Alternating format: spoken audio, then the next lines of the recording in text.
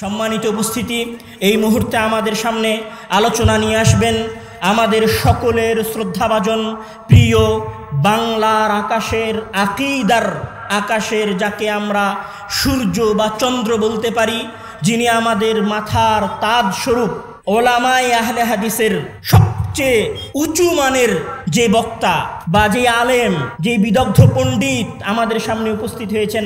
আমি শায়েখ আবু বকর জাকারিয়া হাফিজাহুল্লাহকে তার গুরুত্বপূর্ণ ইলমি বক্তব্য পেশ করার জন্য বিনীত অনুরোধ করব। ফালইয়াতাফাদ্দাল মাশকুরা। আসসালামু আলাইকুম ওয়া রাহমাতুল্লাহি ওয়া বারাকাতুহু। আলহামদুলিল্লাহি রাব্বিল আলামিন ওয়াসসালাতু ওয়াসসালামু আলা আশরাফিল আমবিয়া ওয়াল মুরসালিন নবিয়িনা মুহাম্মাদিন ওয়া আলা আলিহি ওয়া আসহাবিহি আজমাইন। আম্মা বা'দ। জামিয়া সালাফিয়া রাজশাহীতে আসার আগে এত দূরে সফর করতে পারবো চিন্তা করিনি।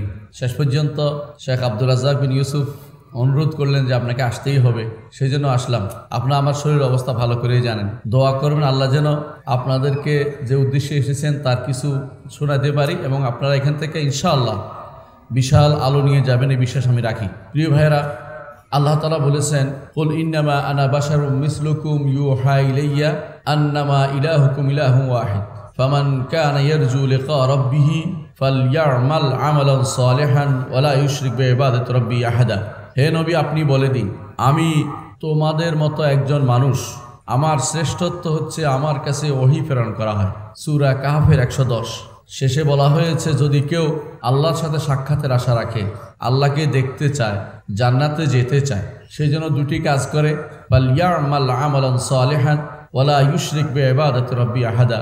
আমলে সালেহ করে, নেক আমল করে এবং আল্লাহর সাথে কাউকে শরীক না করে। একটি আয়াত অনেক কিছুকে আমাদের সামনে স্পষ্ট করে দিয়েছে। মুহাম্মদুর রাসূলুল্লাহ সাল্লাল্লাহু আলাইহি সাল্লাম তিনি কি ছিলেন? বাশার ছিলেন। বাশার অর্থ হচ্ছে বিশরা বলা হয় আরবি ভাষায় চামড়াওয়ালা জিনিসকে বিশরা। রাসূলুল্লাহ সাল্লাল্লাহু আলাইহি সাল্লাম বলেছেন, যদি পানি না পাওয়া যায় 10 বছর পর্যন্ত হলেও মাটি ব্যবহার করে পবিত্র অর্জন করতে পারবে। যদি এরপরে পানি পাওয়া যায় আমিসাহুল বিশরা, তখন চামড়াতে পানি লাগাতে হবে। বিল ইজমা বিশরা অর্থ হলো চামড়াওয়ালা। সুতরাং মুহাম্মদুর রাসূলুল্লাহ সাল্লাল্লাহু আলাইহি সাল্লাম চামড়া এবং গোস্ত হাড্ডিওয়ালা মানুষ ছিলেন। এইটাই ঈমান আনতে হবে। এটা কোরআনে কারীমের পক্ষতে, কোরআনের কারীমে আল্লাহ তাআলা বলেছেন, রাসূলুল্লাহ সাল্লাল্লাহু আলাইহি সাল্লামকে অর্ডার দিয়েছেন মানুষকে জানাতে যে মুহাম্মদুর রাসূলুল্লাহ সাল্লাল্লাহু আলাইহি সাল্লাম বাশার ছিলেন, মানুষ ছিলেন। তিনি অন্য কিছু ছিলেন না, মানুষ ছিলেন, ফেরেশতা নন তিনি মানুষ ছিলেন। আপনারা জানেন মুহাম্মদুর রাসূলুল্লাহ সাল্লাল্লাহু আলাইহি সাল্লামের বাবা তিনিও একজন মানুষ ছিলেন, মা তিনিও একজন মানুষ ছিলেন। বাবা মার ঔরস হয়ে তার জন্ম এবং তিনি নিজে বলেছেন, প্রতিটি মানুষই মাটির তৈরি আর প্রতিটি মানুষই আদম সন্তান, আদম মাটির তৈরি। সুতরাং মুহাম্মদুর রাসূলুল্লাহ সাল্লাল্লাহু আলাইহি সাল্লাম আদম সন্তান কিনা আপনারা ভালো করে জানেন। তিনি ইব্রাহিম আলাইহিস সালাতু ওয়াস সালামের বংশধর, তিনিও মাটির মানুষ ছিলেন, মাটির তৈরি আদমের সন্তান ছিলেন, কোনো সন্দেহ নেই। প্রিয় ভাইয়েরা, শুধু মুহাম্মদুর রাসূলুল্লাহ সাল্লাল্লাহু আলাইহি সাল্লাম নন, প্রত্যেক নবী তারাও মানুষ ছিলেন। আল্লাহ তাআলা এই তাকিদ দেওয়ার জন্য বলছেন, মিথলুকুম, তোমাদের মতো। কেউ হয়তো বলতে পারে মানুষ নাম, কিন্তু ভিতরে অন্য কিছু, এটাও যেন না হয়, এই জন্য বলছেন তোমাদের মতো, স্পষ্ট বলে দিয়েছেন মিথলুকুম, তোমাদের মতো। আরবি ভাষায় মিসল অর্থ হচ্ছে হুবহু, মিসল অর্থ হচ্ছে হুবহু, শিবে অর্থ হচ্ছে কিছু মিল রাখে, শিবা বললে, সাবা বললে, কিন্তু মিসল যখন বলে হুবহু বলে। মুহাম্মদুর রাসূলুল্লাহ সাল্লাল্লাহু আলাইহি সাল্লাম তার পূর্ববর্তী নবীদের মতো একই রকম মানুষ ছিলেন। আল্লাহ তাআলা কোরআনে কারীম বলেছেন, কুল মা কুনতু বিদআম মিনার রুসুল।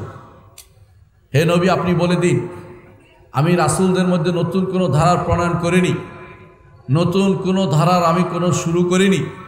অর্থাৎ আমি পূর্ববর্তী রসুলদের ধারাবাহিকতায় দুনিয়াতে এসেছি। এবং তিনি উল্লেখ করেছেন যে একটি আমার এবং অন্য নবীদের মাঝে পার্থক্য হচ্ছে, উদাহরণ দিয়েছেন তিনি একটা ঘরের, যেই ঘরে একটি ইট বাকি ছিল, একটা বিশাল ঘর তৈরি হয়েছে, সবাই বলল যে এই ইটটা লাগালে সুন্দর হতো। আমি সেই ইটটি যেটা বাকি ছিল তিনি বলে দিয়েছেন অন্যান্য নবীদের মতোই তার জায়গা, যেখানে অন্য নবীরা ছিল সেটাই তার স্থান। অন্যান্য নবীরা যেভাবে মানুষ ছিলেন তিনিও সেই মানুষ। কোরআনে কারিমে আল্লাহ তাআলা বলছেন ক্বালাত রুসুলুহুম ইন্নাহনু ইল্লা বাশারুম মিসলুকুম। রাসূলগণ সবসময় বলতেন আমরা তো তোমাদের মতোই মানুষ। তবে কি করেছেন? আল্লাহ তাদের উপর দয়া করেছেন। আর আল্লাহ তাআলা বলেছেন কোরআনে কারিমে মা কানা লিবাশারিন আইয়ুতিয়াহুল্লাহুল কিতাবা ওয়াল হিকমা ওয়ান নবুওয়া। কোনো মানুষের জন্য এটা উচিত নয় যাকে যদি আল্লাহ কিতাব দেয়, হিকমত দেয়, নবুয়ত দেয়, সেই জন্য বলে আমার ইবাদত করো আল্লাহকে বাদ দিয়ে। এটা আল্লাহ কোনো মানুষের জন্য উচিত নয়। তাহলে কাকে কিতাব দিয়েছে? মানুষকে। কাকে হিকমত দিয়েছে? মানুষকে। কাকে নবুয়ত দিয়েছে? মানুষকে। আল্লাহ তাআলা উল্লেখ করেছেন, এর বাইরে তো আমাদের আর কোনো যাওয়ার সুযোগ নেই। আল্লাহ স্পষ্ট বর্ণনা করে দিচ্ছেন। তৃতীয়ত আল্লাহ তাআলা কোরআনে কারিমে জায়গায় জায়গায় বহু জায়গা আপনি খুঁজে পাবেন যেখানে নবী রাসূলদেরকে দাস বলেছেন, যে আমার দাস, আমার দাস। দাস অর্থ হচ্ছে তারা আল্লাহর সৃষ্ট, আল্লাহ তাআলা তাদেরকে সৃষ্টি করেছেন। এই দাসেরা প্রত্যেকে যদি কোনো অন্য নবীরা যদি কোনো মাটির তৈরি হয়, অন্য নবীরা যদি কোনো মানুষ হয়, তাহলে আমাদের নবীও মানুষ হবেন, এতে কোনো সন্দেহ নেই। কোরআনে কারিমে আল্লাহ তাআলা বারবার বলেছেন যে যেমন নূহ সম্পর্কে বলেছেন কাযযাবাত ক্বাবলাহুম কওমু নূহ ফাকাযযাবু আবদানা ওয়া ক্বালু মাজনুন ওয়াজদুজির। নূহের কওম তাদেরকে, আমার বান্দাকে, আমার দাসকে, আমাদের দাসকে নূহের কওম অস্বীকার করেছিল মেনে নিতে। তারপর বলেছেন সুলাইমান সে তো অতি উত্তম, দাউদ সে তো অতি উত্তম একটি দাস আমার। আরও বলেছেন আইয়ুব সম্পর্কে আমাদের দাস আইয়ুবকে আপনি এই কোরআনে স্মরণ করুন। ঈসা আলাইহিস সালাতু ওয়াস সালাম সম্পর্কে বলেছেন, তিনি নিজেই বলেছেন ইন্নী আব্দুল্লাহ, আমি আল্লাহর দাস।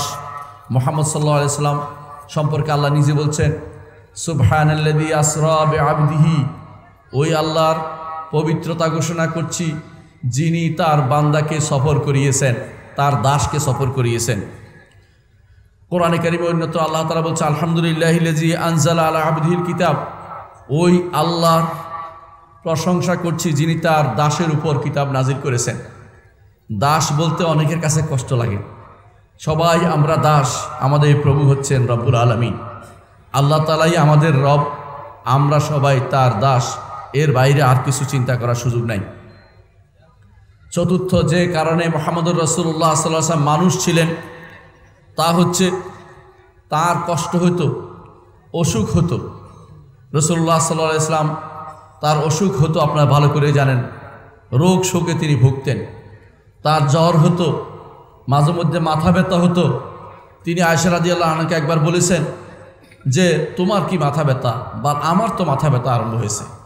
রাসূলুল্লাহ সাল্লাল্লাহু আলাইহি ওয়াসাল্লাম যখন জীবনের শেষ মুহূর্তে মাথা ব্যথার কথা তিনি বলেছিলেন তার স্ত্রী আয়েশা রাদিয়াল্লাহু আনহাকে, তার ক্ষুধা লাগতো, তিনি পাথর বেঁধেছিলেন, আপনারা সেই হাদিসগুলোও পড়েছেন। তার ক্লান্তি আসতো, ক্লান্তির কারণে তিনি ঘুমিয়ে যেতেন, এইটা আপনারা দেখেছেন, হাদিসের মধ্যে আছে। তিনি খাবার খেতেন,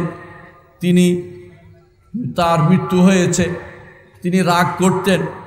এগুলি সবই একজন মানুষের গুণ, মানুষ সৃষ্ট মানুষের গুণ, এগুলি কোনো অন্য কারো গুণ হইতে পারে না। আল্লাহ তাআলা কোরআনে কারিমে বলেছেন ওয়ামা আরসালনা ক্বাবলাকা ইল্লা রিজালান নুহি ইলাইহিম ফাসআলু আহলা যিকরি ইন কুনতুম লা তা'লামুন। আপনার আগে শুধু পুরুষদেরকে নবী করে পাঠিয়েছি, যারা জানে তাদেরকে যদি আপনি জিজ্ঞাসা করেন, যদি না জানে থাকো, তোমরা যদি না জেনে থাকো। তারপর বলেছেন ওয়ামা জাআলনা লিবাশারিম মিন ক্বাবলিকাল খুলদা আফা ইন মিত্তা ফাহুমুল খালিদুন। আপনার আগে কাউকে আমরা কোনো মানুষকে চিরস্থায়ী জীবন দেইনি। আপনি যদি মারা যান তাহলে কি তারা চিরস্থায়ী হবে? রসুল মারা যাবেন, রসুল মানুষ। এই আয়াত থেকেও আল্লাহ তাআলা এখানে আমাদের স্পষ্ট করে দিয়েছেন।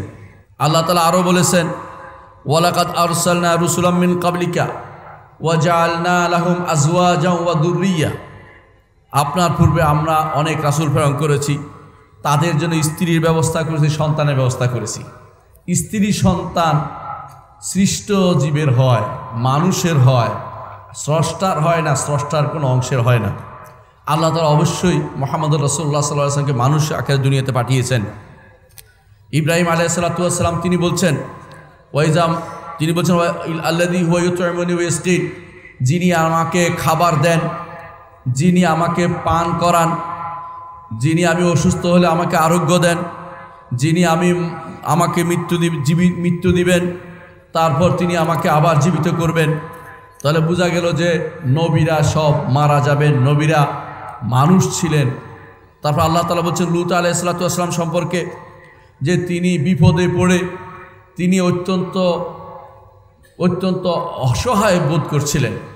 যখন তার কাছে সুন্দর চেহারার ফেরেশতারা আসলো এবং তাদেরকে ধরার জন্য তার কওমের লোকেরা দৌড়াতে আরম্ভ করলো, তিনি দাকা বিহিম যারআন, তার হাত সামনে তার অসহায় বোধ করছিলেন। তখন ইয়াকুব আলাইহিস সালাতু ওয়াস সালাম তিনি আফসোস করছিলেন, সন্তান হারানোর ভয়ে তিনি বলছেন যে আমার সন্তানকে দেয়া যাবে না, তাকে বাঘে খেয়ে ফেলবে, আমার পেরেশানি আসবে। মুহাম্মদ রাসূলুল্লাহ সাল্লাল্লাহু আলাইহি ওয়াসাল্লাম সম্পর্কে আল্লাহ তাআলা বলছেন ইন্নাকা মাইয়িতুন ওয়া ইন্নাহুম মাইয়িতুন, আপনি মরণশীল, আপনি মরবেন, তারাও মরবে। আল্লাহ মুহাম্মদ সাল্লাল্লাহু আলাইহি ওয়াসাল্লাম সম্পর্কে বলেছেন। সুতরাং তিনি মারা গেছেন, এইটাই বিশ্বাস করতে হবে। আজ যারা মৃত্যুর কথা বলতে কষ্ট পায়, এক একটা শব্দ ব্যবহার করে, লম্বা বলে যে এন্তেকাল করেছেন। এন্তেকাল করার অর্থ হচ্ছে স্থানান্তর হওয়া, উদ্দেশ্য এটা বলা যে মারা যাননি। মুহাম্মদ রাসূলুল্লাহ সাল্লাল্লাহু আলাইহি ওয়াসাল্লাম মারা গেছেন।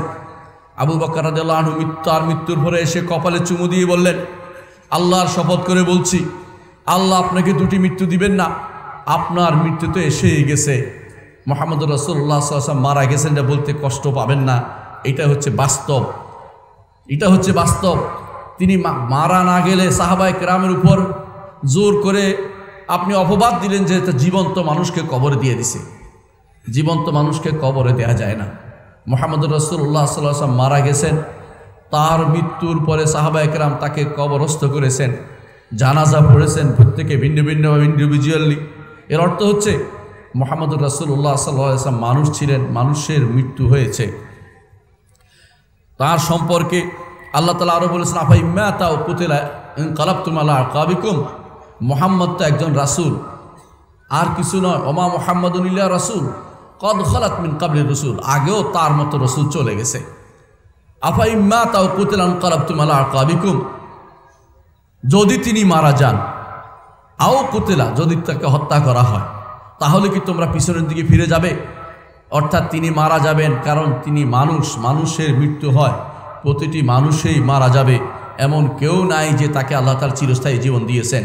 কেউ যদি বলে যে কেউ চিরস্থায়ী জীবন পেয়েছেন যেমন খিজির বা ইলিয়াস, তো মিথ্যা কথা বলছেন।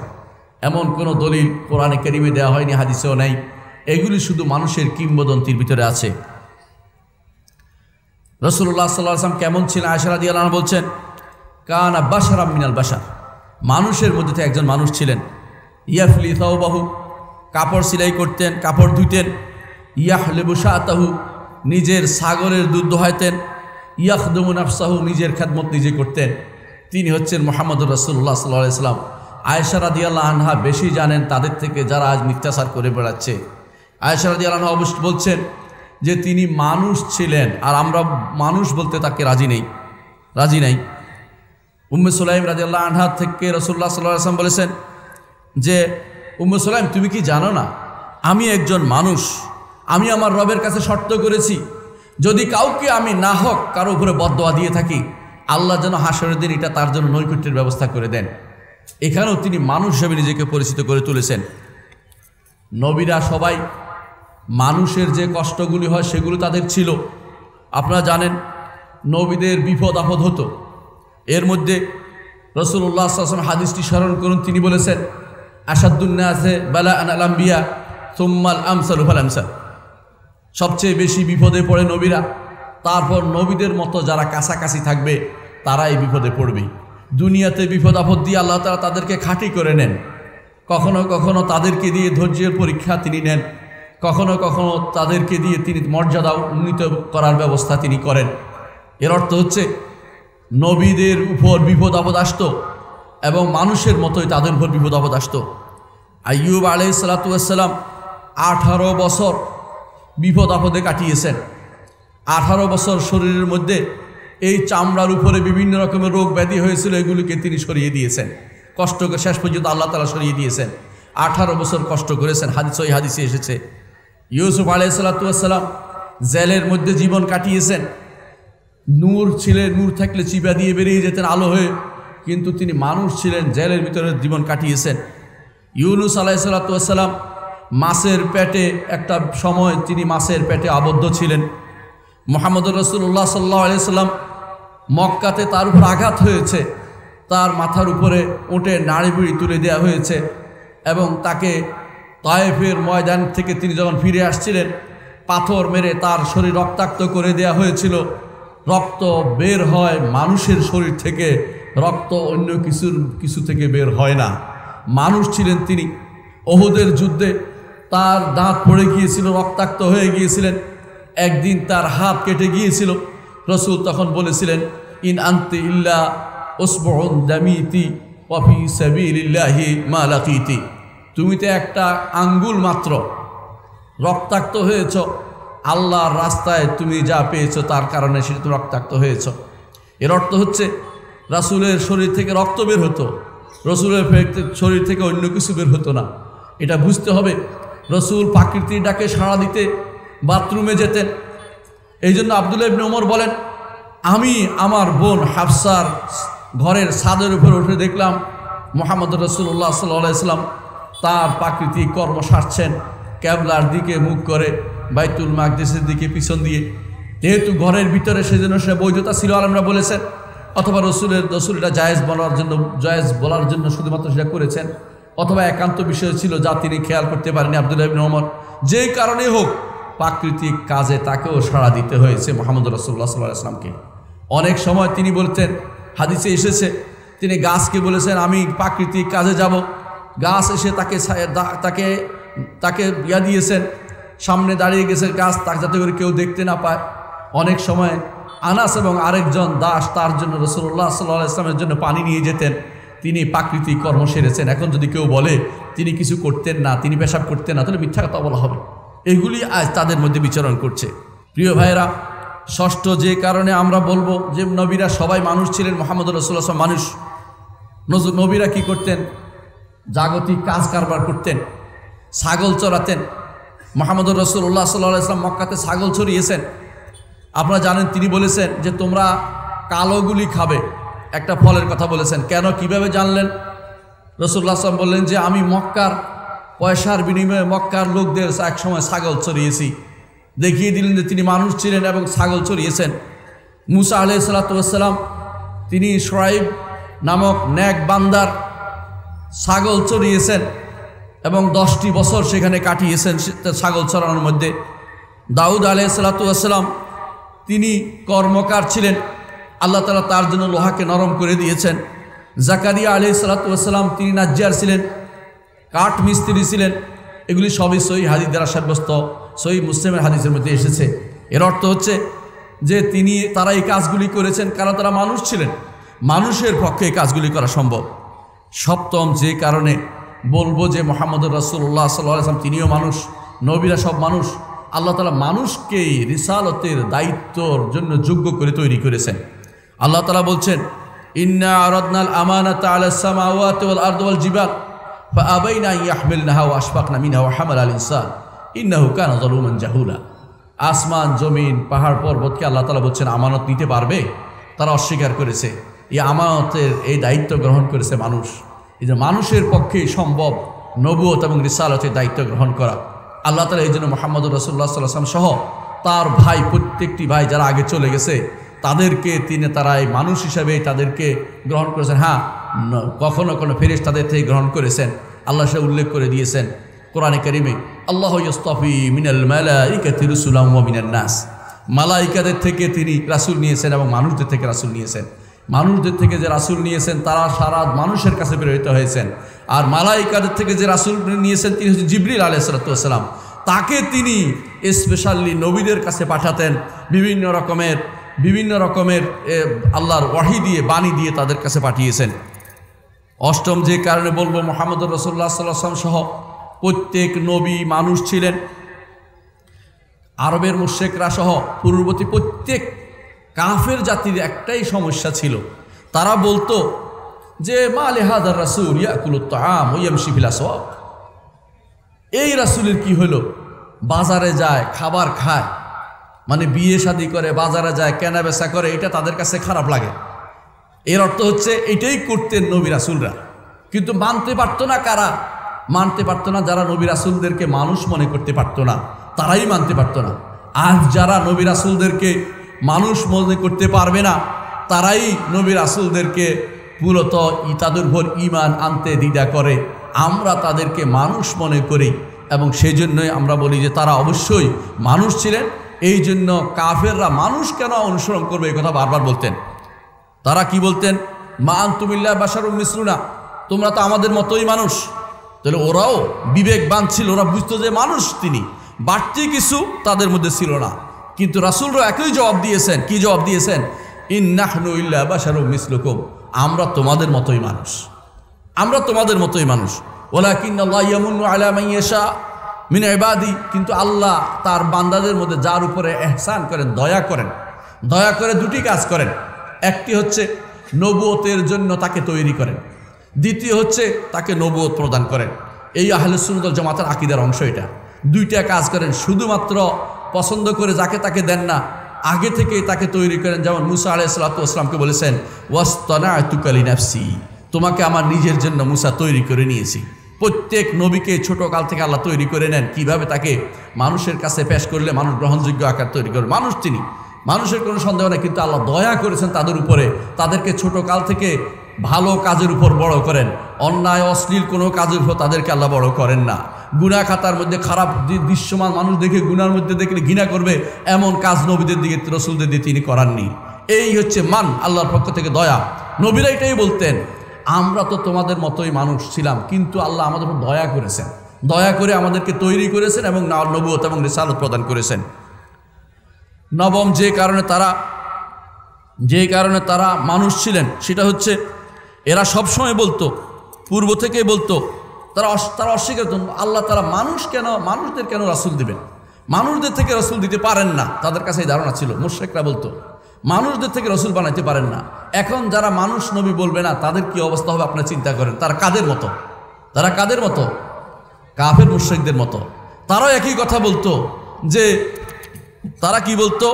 ওয়ামা মানা'আন নাসা ইউমিনু, আল্লাহ তাআলা বলছেন মানুষে ঈমান আনতে কোন জিনিস বাধা দিয়েছে? ইরজাউল হুদা, যখন তাদের কাছে হেদায়েত আসছে, ইল্লা আন ক্বালু বা'আসাল্লাহু বাশার রাসূলা, তারা বলতো আল্লাহ কি মানুষকে রাসূল বানিয়ে রাসূল আকারে পাঠিয়েছেন? এটা কিভাবে হতে পারে? আরও কি বলতেন? ওয়ালাইন আতাতুম বাশারাম মিসলাকুম ইন্নাকুম ইযাল খাসিরুন, যদি তোমরা তোমাদের মতো কোনো মানুষের অনুসরণ করো তো তোমরা ক্ষতিগ্রস্ত হবে। অর্থাৎ তারা মানুষ হিসেবে জানতো, অনুসরণ করতো না, কে মানি না, জাস্ট মানবে না, এটাই হলো কথা। এবং তারা এটাও বুঝতো, তারা এটা বলতো ক্বালু আবাশারা ইয়াহদুনানা, একটা মানুষ কি আমাদের হেদায়েতের কাজ করবে আমাদের জন্য? তাহলে তারা বাশার হিসেবে তাকে মেনে নিয়েছে।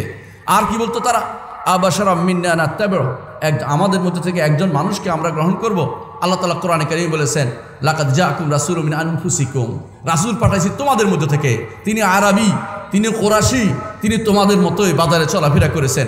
আগেও কোনোদিন তিনি এই দাবি করেন নাই যে নবুয়তের আগে যেতে আমি এই সেই কিছু দাবি করেন নাই। প্রথম নবুয়তের কথা আল্লাহ যখন তাকে নবুয়ত দিয়ে তাকে সম্মানিত করলেন, তখন তিনি সেই নবুয়তের দাবি নবুয়তের কথা বলেছেন। 10 নম্বর যে কারণে মুহাম্মদুর রাসূলুল্লাহ সাল্লাল্লাহু আলাইহি ওয়াসাল্লাম মানুষ ছিলেন, তা হচ্ছে আল্লাহ তাআলা তাকে নবুয়ত দিয়ে পাঠানোর পরে কাফেররা এমন জিনিস চাইতো, অলৌকিক জিনিস চাইতো। রসুল শেষে বলে দিয়েছেন কুল সুবহান রাব্বি মা হাল কুনতু ইল্লা বাশারার রাসূলা। কি বলেছেন? ওয়াকালু লান নুমিনা লাকা হাত্তা তাফজুরা লানা মিনাল আরদি ইয়ামবুআ, তোমার উপর ঈমান আনবো না, জমিন থেকে তুমি প্রস্রবণ বের করে দিবে। আও ইয়াকুন লাকা বাইতুম মিন যুখরুফিন, অথবা জমিনের মতো তোমার একটা বিশাল বাড়ি থাকবে, অনেক চাকচিক্যময় বাড়ি থাকবে, ইত্যাদি ইত্যাদি। এইভাবে তারপর বলছেন অথবা তোমার ঈমান আনবো যতক্ষণ না আকাশ থেকে কিতাব নাজিল হয়েছে দেখতে পাই, যতক্ষণ তাও ঈমান আনবো যদি না আমরা এরকম দেখতে পাই। তাদের এমন কথা বলতো। কেন বলতো? কারণ মানুষ নবী কিভাবে মানতে পারে, এটা ছিল তাদের সমস্যা। তাহলে কাফেরদের সমস্যা ছিল এটা, যে এই সমস্যা যারা গ্রহণ করে তারাও কাফেরদের মতোই আচরণ করছে আজ। এই জন্য মুহাম্মদ রাসূলুল্লাহ সাল্লাল্লাহু আলাইহি ওয়াসাল্লামকে মানুষই মানতে হবে। এখন আমি কয়েকটা সন্দেহের কথা বলে শেষ করব। এক নম্বর হচ্ছে, তারা বলে যে কোরআনে কারিমে আল্লাহ তাআলা বলছেন কাদ জাআকুম মিনাল্লাহি নূরুন ওয়া কিতাবুম মুবিন, তোমাদের কাছে আল্লাহর পক্ষ থেকে নূর আসছে, স্পষ্ট কিতাব আসছে। তারা বলে যে নূর আর স্পষ্ট কিতাব দুইটা ভিন্ন জিনিস। সুতরাং নূর হচ্ছে রাসূল আর কিতাব হচ্ছে আল্লাহর কিতাব। সুতরাং নূর যেহেতু বলছে সেহেতু এটা মুহাম্মদুর রাসূলুল্লাহ সাল্লাল্লাহু আলাইহি ওয়াসাল্লাম ছাড়া আর কেউ নন।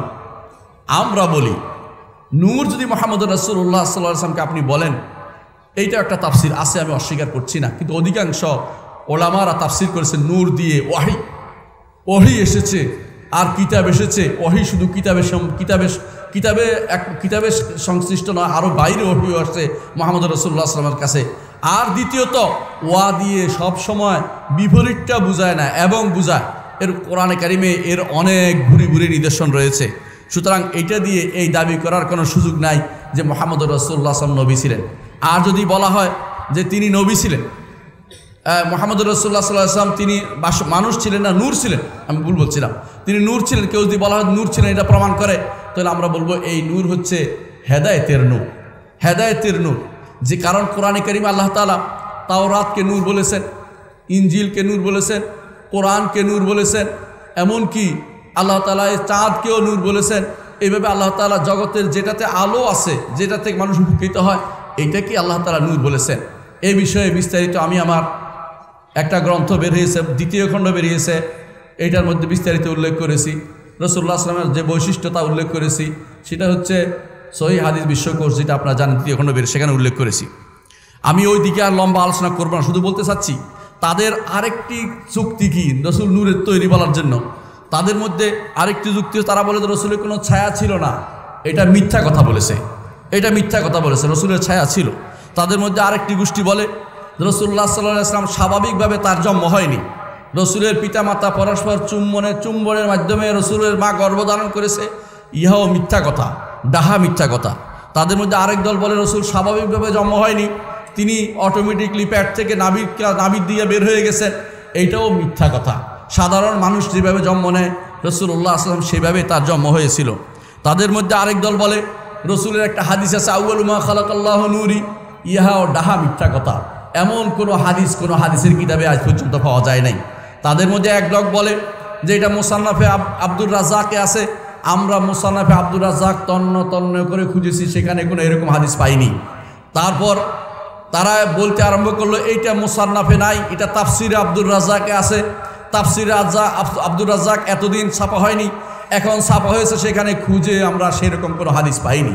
তারপর তারা বললো যে এই হাদিসের এই অংশটুকু ওহাবিরা ফেলে দিছে, আমরা সে ওহাবিরা কোথায় ফেলে দিছে খোঁজার জন্য, ওহাবিরা তো এই তাফসীর ছাপাই নাই, ওহাবিরা এই কিতাবও ছাপাই নাই, এই কিতাব ছাপাইছে বৈরুতে ওহাবি আসলো কোত্থেকে, তাদেরকে বলছি আমরা খুঁজে বের করতে, আজ পর্যন্ত তারা আর খুঁজে বের করতে পারে নাই, কারণ এরকম কোনো হাদিস আসলে ছিল না।